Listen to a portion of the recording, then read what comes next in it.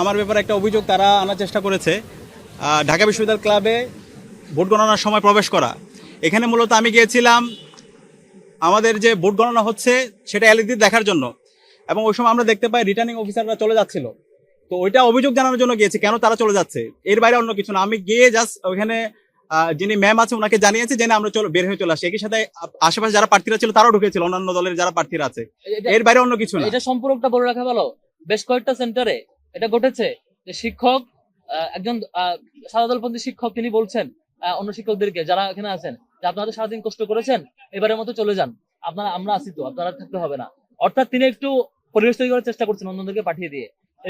এরকম যখন ঘটনা ঘটেছে তখন আমরা সবাই মিলে কনসার্ন ছিলাম যে সব শিক্ষকরা আছে কিনা করা। প্রত্যেক জায়গায় হয়তো আমরা পুলিশদেরকে ফোন দিয়ে চেক করা, জিজ্ঞেস করা আছে কিনা, সাংবাদিককে ফোন দিয়ে চেক করা। যেখানে সাংবাদিকরা পুলিশদের ফোনে পাওয়া যাচ্ছে না, সেখানে সাদিক ভাই সর্বোচ্চ 1 মিনিটের জন্য থেকে এটা কনসার্ন জানিয়ে চলে আসছেন, সেটাকে ইস্যু করছেন। আর ওনার ঘন্টার পর ঘন্টা গেট ভেঙে ঢোকার চেষ্টা করতেছেন, সেটা ওনাদের কাছে ইস্যুই না।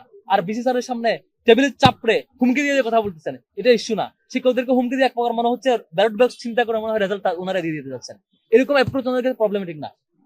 বিচার শিক্ষার্থীদের কাছে দিব, শিক্ষার্থীরা এটার বিচার করবে তাদের ম্যান্ডেটের মধ্য দিয়ে, আগামী দিনের সাপোর্টের মধ্য দিয়ে, মতামতের ভিত্তিতে এবং তাদের সামগ্রিক সমর্থন যোগানোর মধ্য দিয়ে শিক্ষার্থীরা এটা দেখবে। আমরা প্রথমে শ্রদ্ধার সাথে স্মরণ করছি আজকে আমাদের একজন সাংবাদিক বন্ধু তার কাজ পেশাদারিত্ব কাজ করতে গিয়ে ইন্তেকাল করেছেন। ইন্না লিল্লাহি ওয়া ইন্না ইলাইহি রাজিউন। আমরা আল্লাহর কাছে দোয়া করছি আমাদের এই সাংবাদিক বন্ধুকে আল্লাহ তাআলা জান্নাতুল ফেরদৌসের মেহমান হিসেবে কবুল করুক, আল্লাহুম্মা আমিন। প্রিয় সাংবাদিক বন্ধুগণ, আপনারা দেখছেন সকাল থেকেই আজকে ঢাকা বিশ্ববিদ্যালয়ে একটা উৎসবমুখর পরিবেশ বিরাজ করছে। গত 16 বছরে বাংলাদেশে আমাদের কোনো ভোটাধিকার ছিল না। জুলাই বিপ্লবের মাধ্যমে আজকে আমরা রাজনীতি পেয়েছি এবং আজকে ক্যাম্পাসে চমৎকার একটা গণতান্ত্রিক পরিবেশ নিশ্চিত হয়েছে। সকাল থেকে শিক্ষার্থীরা ক্যাম্পাসে আসছে, তাদের ভোট কেন্দ্রে যাচ্ছে, তাদের পছন্দের প্রার্থীকে ভোট দিচ্ছে এবং সে উৎসব মুখর পরিবেশকে আমরা সবাই সেলিব্রেট করছিলাম। আমরা যখন সেলিব্রেট করছিলাম ঠিক সেই সময়ে আমরা দেখতে পাচ্ছিলাম আমাদের ডাকসু নির্বাচনকে বানচাল করার জন্য বিভিন্ন ধরনের ষড়যন্ত্র এবং চক্রান্ত হয়েছে। ইতিমধ্যে আমাদের জিএস প্রার্থী এস এম ফরহাদ সে ঘটনাগুলো ব্যাখ্যা করেছেন। আমরা দেখতে পেয়েছি সর্বপ্রথম ইউল্যাবে যে সেন্টার আছে সেই সেন্টারে পোলিং এজেন্ট যারা আছে এবং অবজারভার যারা আছে তাদেরকে ঢুকতে দেওয়া হয়নি প্রায় হচ্ছে 1.5 ঘন্টার মতো। এই সময় ওখানে কি হয়েছে সেটা আমরা জানি না, প্রায় 2.5 ঘন্টার মতো। এরপরে আমরা 21 হলের আমরা দেখতে পেয়েছি স্টাফদের কারচুপি। একই সাথে আবার টিএসসির যে সেন্টার সেখানেও আমরা কারচুপি দেখতে পেয়েছি। আমাদের অবস্থান পরিষ্কার, যারা নির্বাচন বানচাল করতে চায় তাদের বিরুদ্ধে বিশ্ববিদ্যালয় প্রশাসনকে ব্যবস্থা নিতে হবে, তাদেরকে অ্যারেস্ট করতে হবে, তাদেরকে থানায় দিতে হবে এবং তাদেরকে যারা নির্দেশ দিয়েছে তাদেরকে খুঁজে বের করতে হবে। আমরা বিশ্ববিদ্যালয় প্রশাসনকে লিখিত অভিযোগ দিয়েছি। বিশ্ববিদ্যালয় প্রশাসন আমরা অনুরোধ করব দ্রুত সময়ের মধ্যে এই নির্বাচন বানচালের সাথে যারা জড়িত আছে তাদের সবার বিরুদ্ধে যেন দৃষ্টান্তমূলক বিচার আওতায় নিয়ে আসা হয়। প্রিয় সাংবাদিকবৃন্দ, আপনাদের মাধ্যমে আমরা ঢাকা বিশ্ববিদ্যালয়ের সকল শিক্ষার্থীদেরকে আহ্বান করব, এই ডাকসু নির্বাচন এটা শহীদদের আকাঙ্ক্ষা, এটা জুলাইয়ের আকাঙ্ক্ষা। এই ডাকসু নির্বাচন সফল করা সেটা আমাদের সবার একান্ত দায়িত্ব। নির্বাচন বানচাল করার জন্য যারা চেষ্টা করছে তাদের বিরুদ্ধে আমাদের ঐক্যবদ্ধভাবে রুখে দিতে হবে।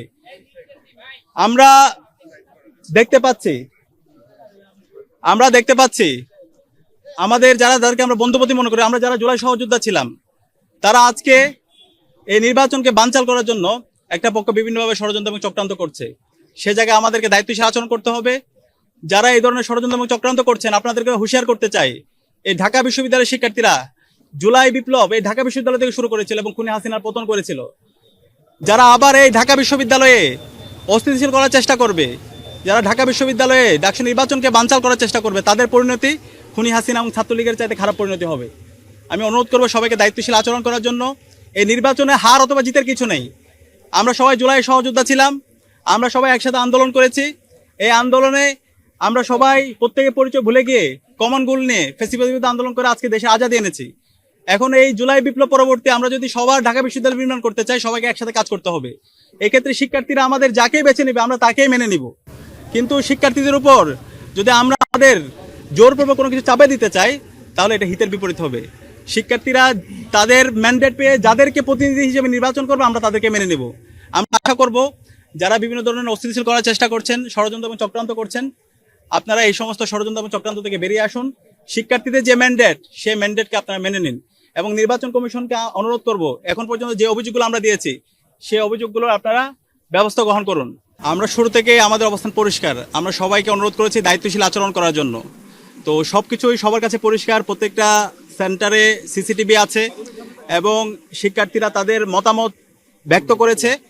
এখন যারা নির্বাচনকে বানচাল করার জন্য বিভিন্ন ধরনের ষড়যন্ত্র এবং চক্রান্ত করছে তাদের বিরুদ্ধে আমাদের ঐক্যবদ্ধভাবে শিক্ষার্থীরা তাদের বিরুদ্ধে অবস্থান নেবে। আর আমরা দেখতে পাচ্ছি শিক্ষার্থীরা ইতিমধ্যে ছাত্র দলের যে আমাদের শিক্ষকদের সাথে যে আচরণ, তারা যে মব ক্রিয়েট করেছে সেটাকে নিন্দা জানিয়েছে। সুতরাং তারা যদি এই ধরনের পেশক্তি প্রদর্শন করতে চায়, আমরা মনে করি জুলাই পরবর্তী প্রজন্ম এই পেশক্তিকে আমরা মেনে নিব না। আচ্ছা, এখানে আরেকটা বিষয়, আমার ব্যাপারে একটা অভিযোগ তারা আনার চেষ্টা করেছে, ঢাকা বিশ্ববিদ্যালয় ক্লাবে ভোট গণনার সময় প্রবেশ করা। এখানে মূলত আমি গিয়েছিলাম আমাদের যে ভোট গণনা হচ্ছে সেটা এলইডি দেখার জন্য, এবং ওই সময় আমরা দেখতে পাই রিটার্নিং অফিসাররা চলে যাচ্ছিল। তো ওইটা অভিযোগ জানানোর জন্য গিয়েছি কেন তারা চলে যাচ্ছে, এর বাইরে অন্য কিছু না। আমি গিয়ে জাস্ট ওইখানে যিনি ম্যাম আছে ওনাকে জানিয়েছি যে আমরা বের হয়ে চলে আসি। একই সাথে আশেপাশে যারা প্রার্থীরা ছিল তারাও ঢুকেছিল, অন্যান্য দলের যারা প্রার্থীরা আছে, এর বাইরে অন্য কিছু না। এটা সম্পর্কটা বলে রাখা ভালো। বেশ কয়েকটা সেন্টারে এটা ঘটেছে যে শিক্ষক একজন সাদাদলপন্থী শিক্ষক তিনি বলছেন অন্য শিক্ষকদেরকে যারা এখানে আছেন যে আপনারা সারাদিন কষ্ট করেছেন, এবারের মতো চলে যান, আমরা আছি তো, আপনারা থাকতে হবে না। অর্থাৎ তিনি একটু পরিবেশ তৈরি করার চেষ্টা করছেন অন্যদেরকে পাঠিয়ে দিয়ে। এরকম যখন ঘটনা ঘটেছে তখন আমরা সবাই মিলে কনসার্ন ছিলাম যে সব শিক্ষকরা আছে কিনা ইয়া করা। প্রত্যেক জায়গায় হয়তো আমরা পুলিশদেরকে ফোন দিয়ে চেক করা, জিজ্ঞেস করা আছে কিনা, সাংবাদিককে ফোন দিয়ে চেক করা। যেখানে সাংবাদিকরা পুলিশদের ফোনে পাওয়া যাচ্ছে না, সেখানে সাদিক ভাই সর্বোচ্চ 1 মিনিটের জন্য থেকে এটা কনসার্ন জানিয়ে চলে আসছেন, সেটাকে ইস্যু করছেন। আর ওনার ঘন্টার পর ঘন্টা গেট ভেঙে ঢোকার চেষ্টা করতেছেন, সেটা ওনাদের কাছে ইস্যুই না। আর বিসি স্যারের সামনে টেবিলের চাপড়ে হুমকি দিয়ে কথা বলতেছেন, এটা ইস্যু না। শিক্ষকদেরকে হুমকি দিয়ে এক প্রকার মনে হচ্ছে ব্যালট বক্স চিন্তা করে মনে হয় রেজাল্ট ওনারা দিয়ে দিতে যাচ্ছেন। এরকম অ্যাপ্রোচ ওনাদের কাছে প্রবলেমেটিক না। বিচার শিক্ষার্থীদের কাছে দিব, শিক্ষার্থীরা এটা বিচার করবে তাদের ম্যান্ডেটের মধ্য দিয়ে, আগামী দিনের সাপোর্টের মধ্য দিয়ে, মতামতের ভিত্তিতে এবং তাদের সামগ্রিক সমর্থন যোগানোর মধ্য দিয়ে। শিক্ষার্থীরা এটা দেখবে।